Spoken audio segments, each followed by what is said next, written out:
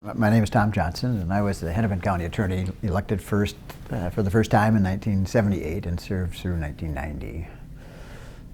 Quite a while ago now, but but it was a time of a lot of exciting things happening. And of course, one of the most exciting was the awareness that developed around the sexual abuse of children, and taking that awareness to a level of being able to actually hold people accountable within the criminal justice system for that kind of abuse. And then obviously, and most importantly, and that's where touch comes in, engaging in preventative outreach to children and giving them the skills to know when to say no. Or when to run. And that was, the combination of those two things, being able to successfully hold people accountable on one hand, and on the other hand to be engaged in this very widespread and very successful prevention effort was, that was the late 70s, early 80s, and it was a dynamite time. What do you think made for the climate to be able to allow that, unique mix to happen between a small nonprofit and the county attorney's office? Well, Illusion Theater is just so good. How could you say no? I may not be smart, but I'm not dumb either. So, I remember when first becoming aware of the Touch program and the work that was being done at Illusion Theater, and just thinking, wow, this is groundbreaking. We need to be a part of that because it has the potential to be life-saving and for a lot of children. And I have no doubt, but that's exactly what it was, life-saving for a lot of children. Life-saving in the sense maybe not of a murder-homicide, but life-saving in the sense of having a child avoid the torture of being sexually abused that will impact their lives for their entire life.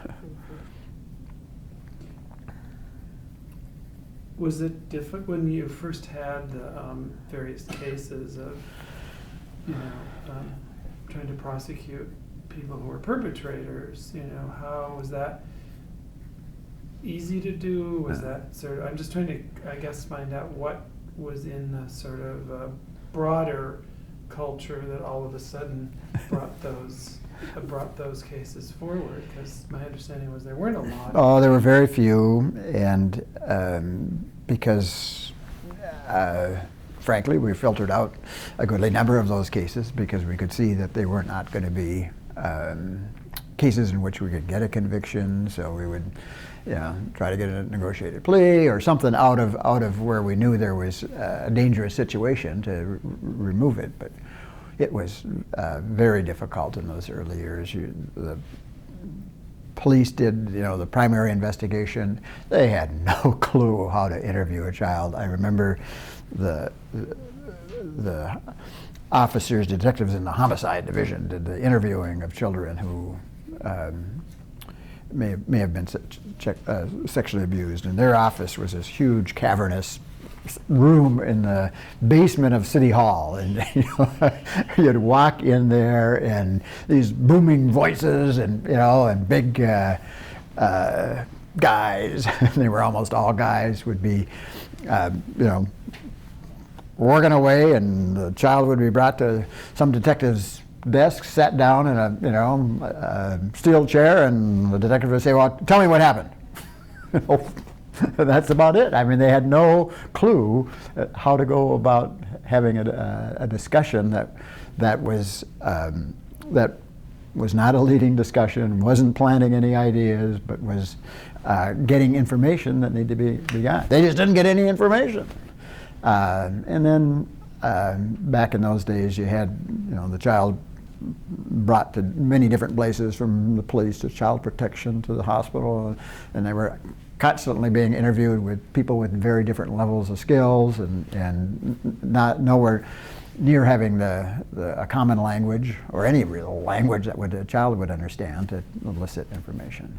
And so you'd wind up with very inconsistent statements from the child, and so it would make a successful prosecution very difficult. Do you remember then when the movement was to sort of, let's do something about this? Or because I know later on there were all of these task forces and people agreeing to work as teams and things that weren't happening, I know, until somewhere there in the 80s. Well, I mean, a lot of the sort of the task forces, let's get this, let's get this right, within the statutes and within the criminal justice system happened, I'd say in the mid 80s. But what really set the stage for it was the work that you folks did with Touch in the early 80s, late 70s, early 80s, showing that there was a language that you could use, that there was a way to communicate with, that allowed you to communicate with children, to get information that was not, information that was planted or in any way shaped by how you were talking about this. And so you had, the Touch program, which, was primarily a prevention program, also, showing certainly us, and I think a lot of the world, that unlike the way in which a homicide detective might approach a child, there were different ways. There was a better way, in a way that was much more respectful of the child, much less damaging to the child, but also much more likely to elicit the truth in terms of what actually did happen. Was the child abused, and if so, how did it happen? In the child's own words, and that was critical. Did it change the way offenders were seen by the court? I mean, because there were so few cases that you could actually practice or prosecute for children, did the offenders feel like, it was a kid, it was unreliable? I mean, did Oh, absolutely.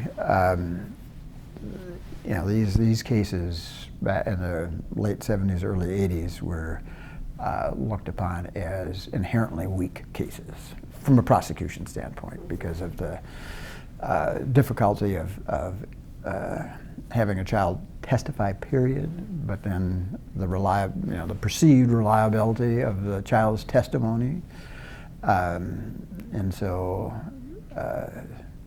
the criminal justice system didn't like these cases at that point, because they were, it just didn't know, and I don't mean that in that they were put off or didn't think anything was happening, at least by the early 80s. I mean, you don't have to go back much before the late 70s when you guys started Touch, to a point where there wasn't any child sexual abuse. It didn't happen, or it happened so infrequently, and usually it was, some serial child sexual abuse case that, where it was real clear that, you had an offender whose wires were really crossed and was, a total, I don't want to use the word perfect, but just a real odd duck, but we didn't see and didn't think that it was occurring in homes that were much more normal, and where the abuse was only within the family, not, serial abuse within a Boy Scout troop or a church camp or whatever, but this was actually within the family. And it was, I mean, when you think about it, it is incredibly horrific to think that can happen. And so it was, that was the real big breakthrough, to get from understanding that it was happening and pulling us out of that very dark closet. And that's really what Touch did to a great extent.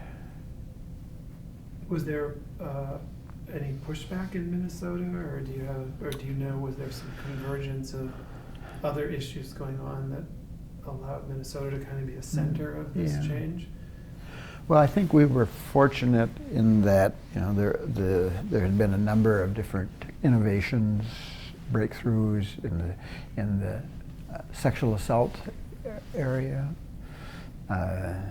and you know, with various services that got established in the mid-70s, and that sort of was at the forefront of okay, now we have this real serious problem with children, and the problem is not just serious in terms of children being abused, but how do we uproot it? How do we learn to figure out what allegations are real and which aren't? How do we talk to kids about this? You mentioned you were on the board of the National District Attorneys Association. Do you think, I mean, I think we had leadership in the rape crisis centers community, in district attorneys. I wonder how that leadership affected this sort of going nationally, going way beyond just our own Hennepin County community, beyond our state. I mean, I wonder, I mean, I'm curious because we had leadership that saw this was real instead of saying, well, this is made up. There are other places around the country where it was really discredited. Right. But here, I mean, do you have any, what's in the water? Oh,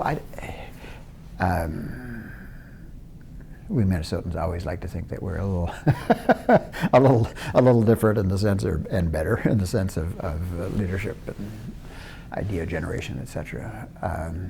But here, by the time it got to the National District Attorneys Association, you know, it was I would say, a pretty proven success.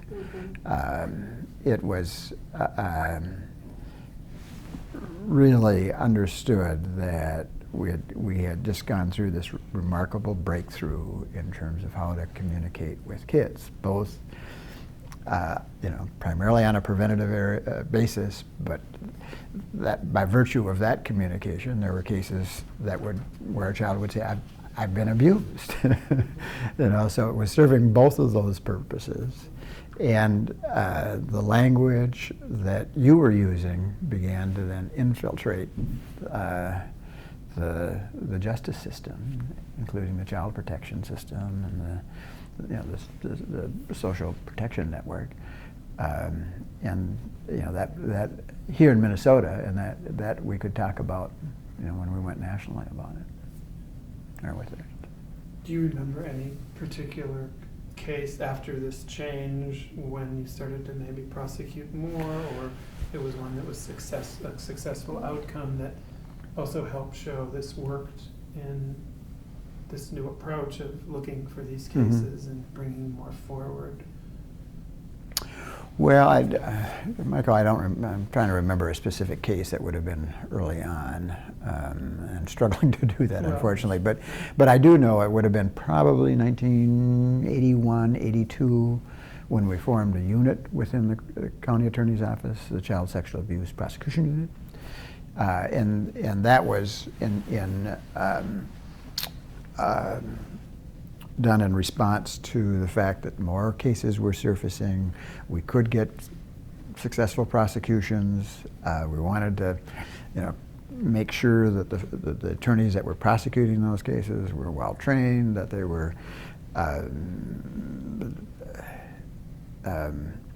you know, understood the most recent developments, tools that could be used to prosecute these cases. And so we limited it to a relatively small number. I think it was probably 4 or 5 lawyers that were in that unit. And in part it was that, you know, these cases take a long time to work up, and we wanted to reduce the caseload for those attorneys so we could aggressively prosecute them. Do you remember who was the head of that, or is there? I know Pam Alexander was on the team. I think she headed it up, but remember her. I remember a couple of the cases that she handled, talking to her about it.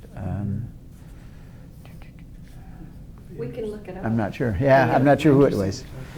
She's got quite a great history. Yeah, yes, A yes, lot. yeah. Do you remember how the work that we did here in Hennepin County affected the rest of the state? Because I know you were talking to other district attorneys or county attorneys Right. in Minnesota. Oh, the effect was very significant. I think there was a pretty strong consensus among the county attorneys that developed that, this was something that, they should pay attention to now. Some of the offices aren't very well equipped to absorb, what was out there. But, there was very little pushback, from the county attorneys, as I recall it, because they understood almost instantly the value. We did have during the probably 1983, 1984 era, there were some prosecutions down in Scott County that made the national news, where things got very haywire for a relatively short period of time, but there was a lot of damage that was done to some children who, unfortunately, I think were used by adults to get very horrific stories of abuse and murder and all of which, much of which turned out to be untrue. They've been led to those statements by adults. And that could have easily have fostered a backlash about prosecuting these cases because, the message was, children can be believed. And, the Scott County cases just put a wicked spin on that, and can they be believed? Well, they can if they're interviewed properly, if you have the right language to communicate with them in the proper way, if they understand, from the get-go what's good touch and what's bad touch, and have that as a backdrop to come forward with. And I think so. I think the work that Illusion did was very significant in not causing that backlash to occur as a result of those cases. It was limited to Scott County. Unfortunate, but let's get this mess cleaned up and move on in a way that's even better than what we have in the past. It is interesting that Scott County and Anoka were the two that didn't want us to do anything. They were the two ones. The school systems were impossible to get to. That is We don't have that interesting. problem. Yeah, right now, Those right. were the two Yeah, that were yeah. really- it's Yeah. interesting. I think it's also interesting because that Scott County case was so nationally covered. Mhm. It was like, I suppose it is like in any kind of social change, we're all pushing forward something and then somebody says, oh, it's not true, it's totally not true. And everybody wants to go, oh, good, it's not true, let's cover it up again. Yep. Oh, yeah. So what would you think is going forward all these years later, the value in the value in the kind of message of the program, or has it been so, embedded into the way prosecutors, county Well, I prosecutors think, work, or- I think the teachings that went along with the Touch program are now very embedded, yes, but that doesn't mean that they don't continue to be a value. And I think it's a value at multiple levels. For starting, obviously, with the fact that I think the preventive skills, the self-awareness skills that that kids are taught through the program, I have no doubt, but it has prevented untold numbers of kids from being sexually abused. Wonderful. So that's first and foremost, and I think that continues. I mean, you always have young kids who aren't going to know necessarily the difference between what's happening here. Is this doesn't feel right? But it's an uncle, it's a father. I mean, it's got to they know what's best for me or whatever, and without the training that they get, that's through the Touch program, and they're so vulnerable. So that's, I think, the most dramatic of the values that still continue. But then you move on to the fact that the child protection, criminal justice system has absorbed much of that language and use that language, are comfortable with it. I don't know where it came from necessarily anymore, but it's there, it's doing its job, it's working. I think that, that while, I think I may have mentioned this before, but while the principal purpose of touch was about prevention, by making kids aware that there are certain types of touch that wasn't appropriate, that in and of itself resulted in some kids coming out of a dangerous situation that they would have otherwise continued to reside in. So these are very significant points of value that I think are still very much in play today. Is there any sort of current issue you think that is sort of not being talked about or dealt with, you've had such one amazingly varied career in the law, but so you've seen so much. Is there any current?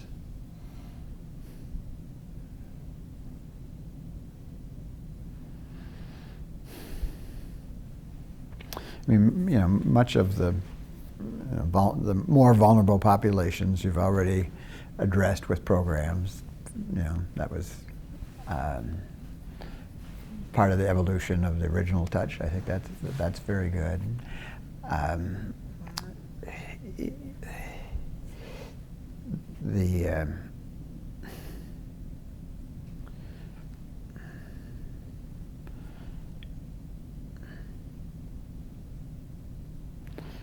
I think over the years, and hurts to say this, but I think that the populations of color have become more and more separated from, unfortunately, the white sort of mainstream. And it's the white mainstream who has, most of the authority and most of the ways of protecting children within those populations. So I still would be worried about whether kids of color are getting the attention that they need, and I don't know that for a fact. It's pretty par for the course in most things that happen. So you got to think, well, is it happening? You did that research about when you were at the Council on Crime and Justice. Yeah. You did the research about kids of color. Yeah. It was really. I was really appreciative of you doing that. I still think we need to be shook. Yeah. We need to keep needing to be aware. Do you, I was going to ask you about the John Clark Donahue case. Do you remember that one? That one I remember like yesterday. Do you? Well, there's a lot to say about it, but one of the most ironic things to me was that we were a theater company. Yeah. And here in our home, right, there was a guy in a theater company. It's like there was no intention on our part ever at all to. It was one of those weird fate things where it was like, and we got blamed. I'm sure, it was like. Yeah, maybe I don't recall that, Bonnie, that there was any blame being given to Illusion, but I do remember that the investigation. The theater people. Did. Well, is that right? Okay, yeah. Really? Wow. Just so weird. Yeah. But there's a theater business here, and we all know each other, and he was a genius. And geniuses have strange habits. Yeah, they do. Eccentric They do. habits. No. I had several meetings with the parents of the abused children. Which was a room full of people when you're, and they ran the gamut from being very, very angry and wanting John Clark Donahue to serve serious time to. Thinking that he still was a genius and that he had given their children such marvelous opportunities and training and just don't hurt, just don't take that away from my child. It was just weird. But those discussions were so much more substantive and real because by that time, we did have a foundation to talk about this. And so and again, that foundation was laid, not entirely, but largely by the Touch program. And so it, even in that case, played itself out in terms of how we handled the investigation. We had, I remember one case, very tragic, or one victim in that case, where the child was denying having been abused. We had reason to believe that wasn't true, and so we were talking a lot to the parents who also didn't want to believe it was true. I went down to, they moved out of town to Chicago, and I flew down to Chicago with Mike Campion, who was an investigator with the BCA, to interview the child and the parents. And he walked. We didn't get anything. We were hopeful that we would have some breakthrough. We didn't have anything left, and I remember so vividly Mike saying, "Nothing good is going to come of this." And about 4 or 5 years later, the kid committed suicide. So if there's any doubt about how deeply scarred kids get as a result of this, and how difficult it is for them to talk about it, and for parents to acknowledge it, it's there, and without having some support within the community for talking about that, and Touch was at least at the outset, was much more about grassroots than it was about grass tops, and there was it's not a comfortable language, but at least it's a language that people understood. It's not a comfortable subject to talk about. It's the language itself doesn't it's not an uncomfortable language, but it's the subject. But it was language that people just almost inherently latched onto as language that was beneficial. And I sometimes think that one of the gifts that we brought to the process or whatever was that we weren't a legal, medical court. We didn't have any of that language. Yeah. So we had theater language. Right. We had experiential language. So we translated all the tough stuff into something, and I think that was sort of our naive and innocent sort of offering. Do you know what I mean? I know exactly what you mean, but I'd just add brilliant as well, because this needn't have happened. I mean, it was not written in stone someplace that in the late 70s this we're going to find a language to talk to children about good and bad touch, but it did happen, and it happened because you had the foresight to see the value in that. A community that had some history in not necessarily this field, but analogous fields, not child sexual abuse, but sexual abuse involving adults, and so it got him picked up pretty quickly. I mean, when you think about going from it doesn't exist to okay, now we know how to talk about it within a decade, really. As social change occurs, that's a very short period of time. And by the end of that decade, I don't think there was any resistance to it. The people who would have otherwise have been saying, "Oh, this is just going to lead to more sexual abuse. Kids are just going to, become more sexually active," and da da da. I mean, there was that talk, of course, But it, you know, it had been proven so untrue, and that the reverse was true. It wasn't the children that you had to worry about becoming sexually active. It was the adults who were the perpetrators, and we just knew a whole lot more about them. Did you have any inklings of any of the clergy abuse cases back then? No. None at all? No, no. Well, I remember once we did this show up in St. John's or St. Ben's, and I just remember there were some reports, but they didn't go very far. And I wondered, I mean, I just was curious about Mhm. that Mhm. myself, just because of, it's so, you know, that story, and then the Jerry Sandusky story, Yeah, the yeah, coaching yeah, stuff. right. You know, and and we didn't even know that there were women that were predators back then. Mm. You know, first we thought they were strangers. Do you know, like Right, you said, yeah, deranged. yeah, and yeah. Now, and we mostly thought they were men, and it's just. Well, we didn't understand much, did we? No, no, we didn't. I think, like you said, we didn't really want to, so that's part of it. Exactly. We just don't want to. Yeah, Don't wanna go there. right. And people had different reasons for that. They didn't want to believe it because it's just too horrific to believe. You know, I mean, and it is. Others thought, you know, children were their property, and they were entitled to do whatever they wanted to do with their children, and just get out of my life.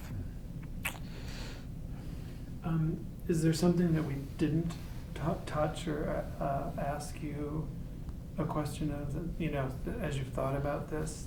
Anything else that you wanted to kind of add or say?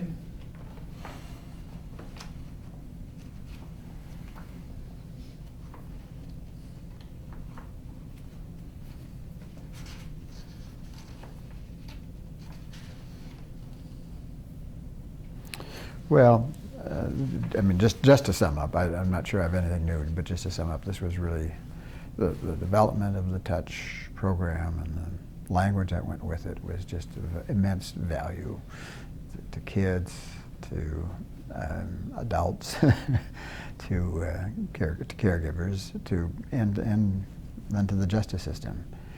But I would encourage you to, you know, push the refresh button on the program from time to time, because things change. There's, you know, as we all know, there's so many different ways now of communicating, and I don't know that that's introducing new elements. Certainly around pornography it is, but that's also, I think, should be of concern to us in terms of just where the exposure may now be occurring, that it didn't occur back in the late 70s, early 80s, because the means weren't there for it to occur. So keep at it is my word of advice, and children will be safer, and we'll all be better. You know, I don't know if there's a way to ask this. I probably have to think about this some more, but maybe you'll answer it. I think there is I mean, you know, I remember, I've lived long enough to remember that when, before the rape crisis centers, we thought women asked for rape. Right. I remember a button that said, "It's violence, not sex." Yeah. You know, that seems so strange now, but I remember that was assumed that Right. it was sex. It wasn't. And I remember you had victims who would be in court who you could allow their sexual history. Yeah. Do you know? Right. I think about how one of the things that I didn't know was so radical when we did Touch was that we said, you have a right to say no.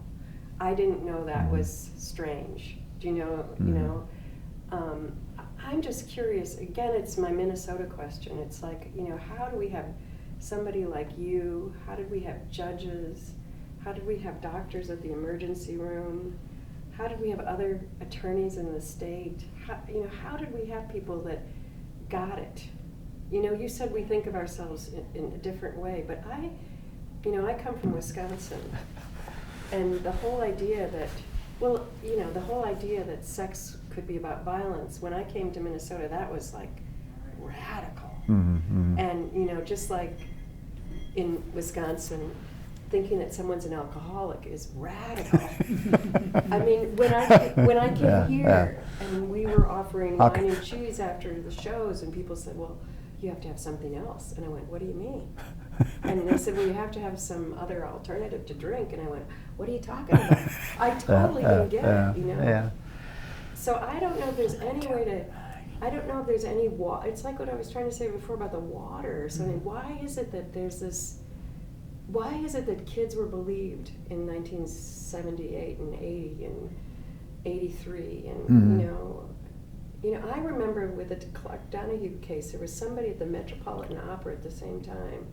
Someone told us that he'd been having affairs, With or kids. having stuff with kids, and everybody went, "Well, he's from the Met. You don't mess with Yeah, him." yeah. Mm. And yet here, the kid's voice was valued. Mhm. What is it? Is there? I mean, I don't know. Maybe this is the question I have about the whole story. It's like, you know, what is it? I'm not sure I have an answer. And certainly not for anyone else but me. And when I think about, okay, if I played a little bit of a leadership role here, how did that come about? Well, it came about because of the tools that I was given, and those tools, came from not entirely, but largely from the touch and the language, and the being able to see that kids were being hurt, and we can root it out, and we've got a moral obligation to do that. It's that simple, huh? Yeah. And then Is- how did you get the judges to see it? Just think it happened, huh? How did they? Oh,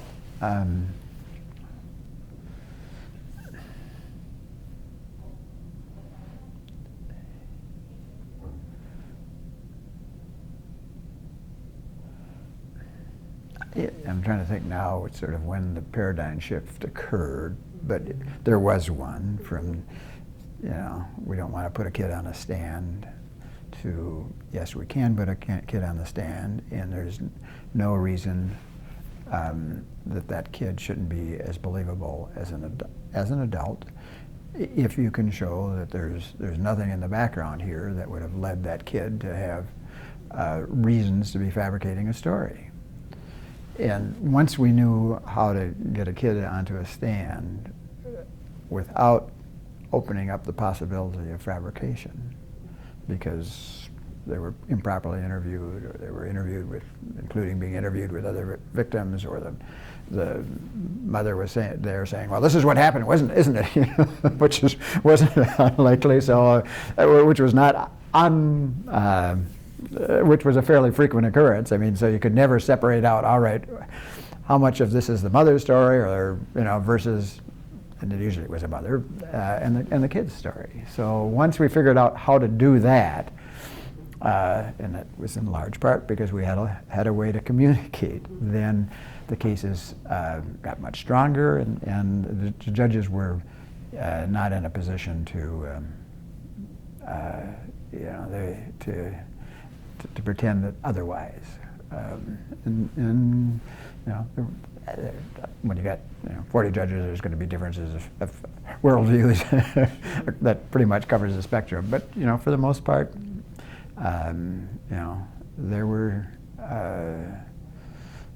they were there. Some had better skills at dealing with these kinds of trials than others, but that's just typical too. And we tried to get the attorneys with the best skills in the courtroom handling these cases.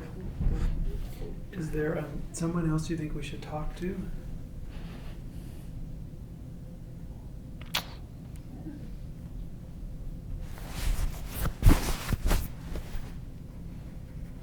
Well, let me think about that. I saw that question, and I did. My reaction was, it'd probably be interesting to talk to one of those homicide detectives. Well, yeah. That's a really I don't know what good that would be. Yeah, let me think about who they might be. That's See a if I can really get you a good name idea. I or two. remember